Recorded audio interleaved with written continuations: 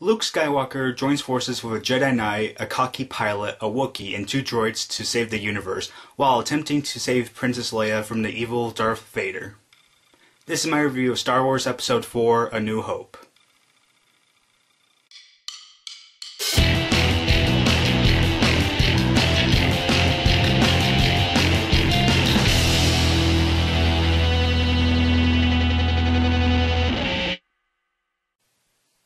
So if you guys don't know yet, I'm reviewing the Star Wars saga, and the first movie on my list to review is Episode 4 before Episode 7 comes out in December. And after rewatching Star Wars Episode 4, I would have to say that I still think the movie is great. The good points.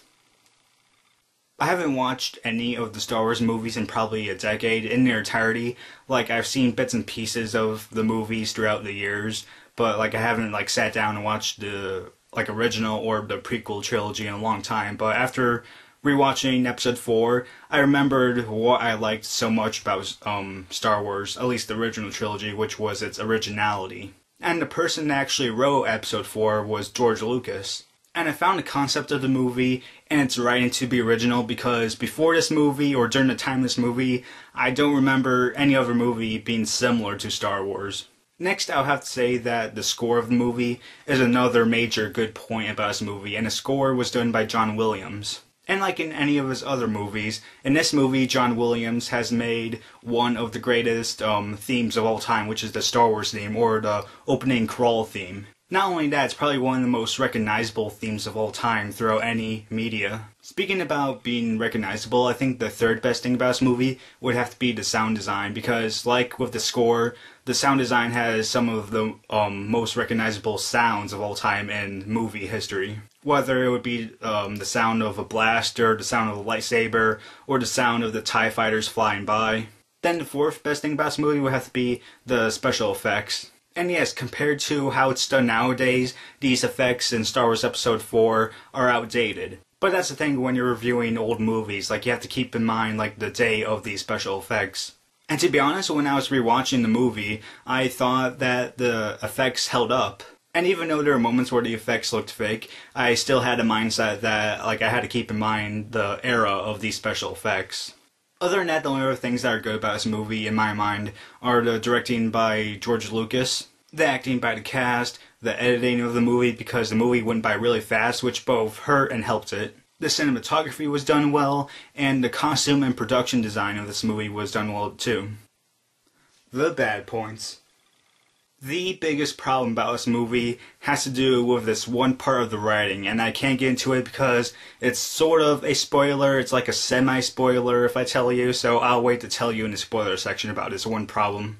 But the only other thing I can say that was bad about this movie, and I just said it a second ago, and the good points is the editing. Because like I said a second ago, I thought that the editing both helped and hurted the movie. And the only reason I say that is because I just don't remember this movie being that fast when I was younger, because when I was younger I thought it was longer for some reason, but when I rewatched it I was like, man, that movie went by really fast and it felt like something was missing. And sure, it's a short and concise story, but at the same time it's I would have liked to have seen more. So after rewatching Star Wars Episode 4, I would have to say that my rating for this movie is going to be a 3.5 out of 4 stars. Yeah, I still like this movie a lot, and for people that are into sci-fi, and for people in general who haven't seen Star Wars, then I think you should really start out with this movie first for sure. And I think people like the movie if they're into action, adventure, or even fantasy. Okay, spoilers for Star Wars Episode 4 A New Hope. If you don't want to hear this one semi-spoiler about the movie, then get out of here now because I'm going to be spoiling it, and then you'll be like, okay, I don't really care, or oh my god, that's the biggest spoiler ever, why didn't you stop me? So the one thing that I never understood about this movie, and that they never really explained in the movie when I rewatched it, was about the one weakness of the Death Star.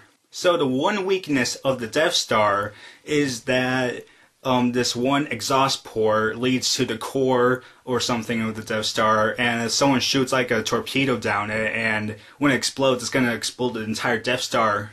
And then when you start to think about it, it's well, why didn't the Empire make some sort of shield generator around it, or some sort of barricade around it so that no one would notice, or so that no one could break through it? And I believe one of the resistance leaders in the movie said that the Empire overlooked it. And when he said that, I was like, well, that's a really big thing to overlook, like the thing that can destroy the entire Death Star.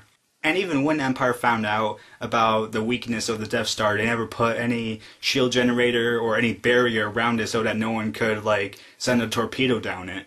And some Star Wars fans can debate with me or argue with me about why they didn't put, like, some sort of barrier around it, but still to me that just sounds like one of the dumbest things that you should have done so that the entire Death Star doesn't blow up. So that's my review for Star Wars Episode 4 A New Hope. Hope you guys liked it, and other than that, guys, that's it.